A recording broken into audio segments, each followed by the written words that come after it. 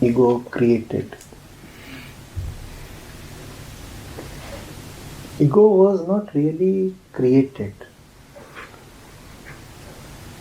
Ego is being created all the time. Would silence ever ask this question? So ego has been given a fresh breath of life when one professes ignorance or knowledge.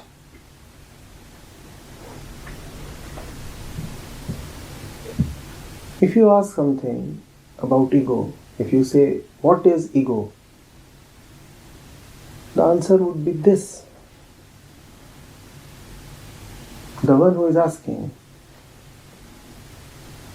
The question itself is ego.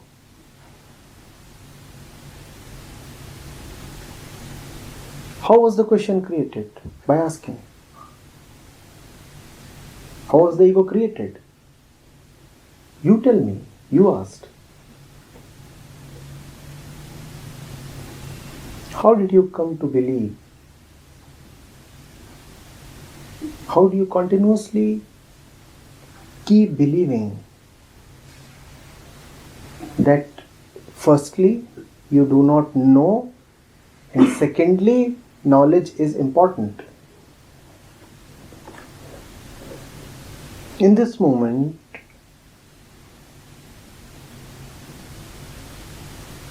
from where did this thought arise in you that you do not know?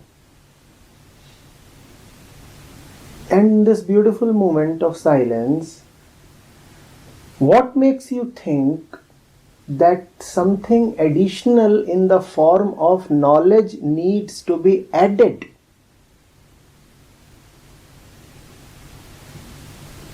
If two people are sitting together in intimacy, is the moment not already complete? Do they need to further beautify the moment by adding questions to it?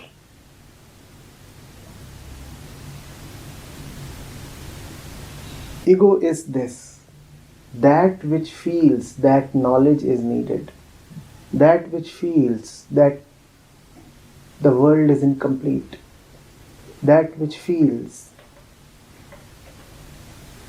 that it needs support, a beefing up, a furtherance. That is ego. If you are silent, there is no ego, because you will not be asking about the genesis of ego. And remember that any question that you ever ask is ultimately a question about the self. You may ask a question about nuclear technology, but if you go deeper into it, you will discover that it was a question about the self.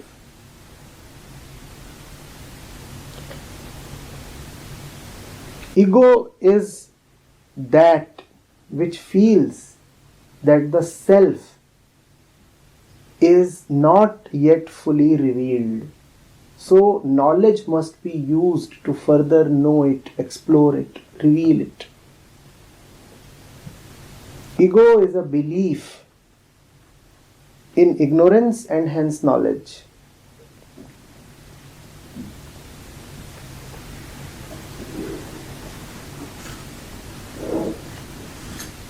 If it is not there, it is just not there. Then even the question that from where did it come is just not there. The moment this question springs up in the mind, that is the moment the ego is born.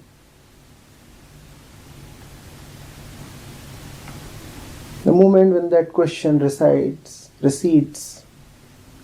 goes off to sleep, is the moment when the ego too is put to sleep.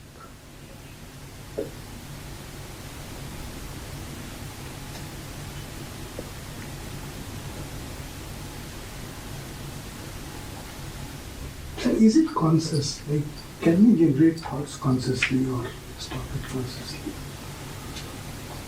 What do you mean by we generating thoughts consciously? We are already so identified with consciousness that we are almost entirely the conscious mind. How can you then generate thoughts in the consciousness? For you to be able to do something to the consciousness, you must first be separate from your consciousness. But we are very completely identified with consciousness. My thoughts, my beliefs, my opinions. And I was just asking you, do we generate our thoughts consciously? No, you can generate your thoughts consciously also. But you will have to then ask, did you generate this thought consciously? To generate thoughts consciously? Yeah. Is this also not a thought firstly? So was this done in consciousness? Like the way we feel that I'm asking this question. Obviously, I'm asking this question consciously, the way I feel. Now, certain thoughts comes into the mind. You see, you must understand the structure of consciousness. Consciousness is a balloon.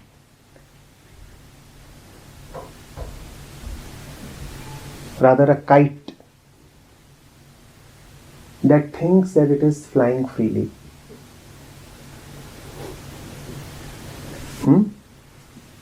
Consciousness is a kite that thinks that it is flying freely. It does not know that it is being controlled by a master.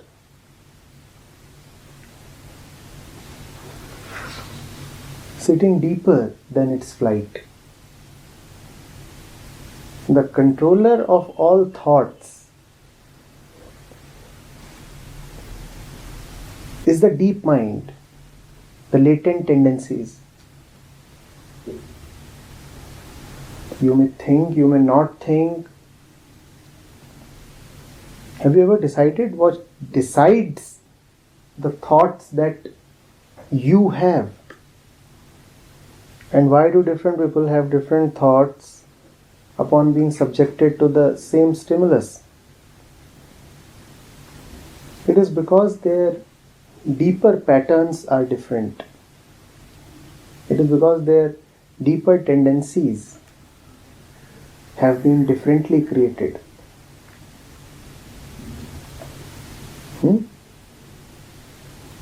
Now, even the deeper tendencies are like the man who is flying the kite and who thinks that flying kite is a matter of his freedom, a matter of his choice.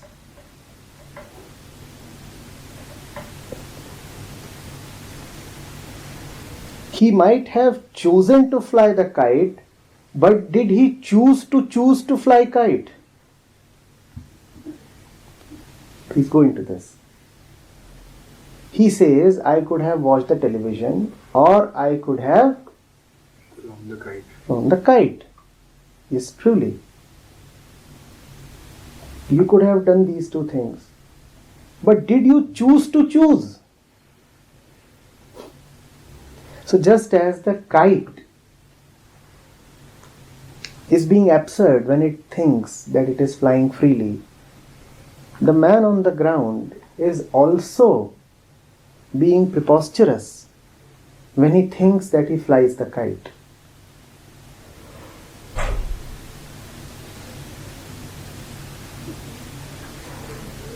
What is it that determines our actions, our thoughts? What is it that determines the whole movement of activity that we see around?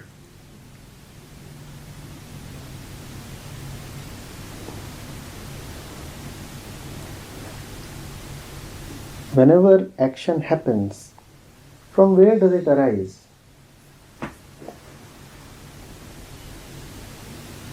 Hmm?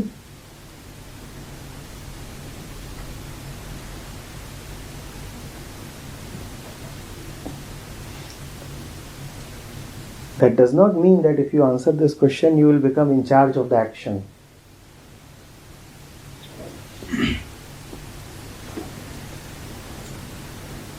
It only means that you will discover a point where the action can be known, where you will not be unnecessarily holding yourself responsible for that which you are anyway not doing.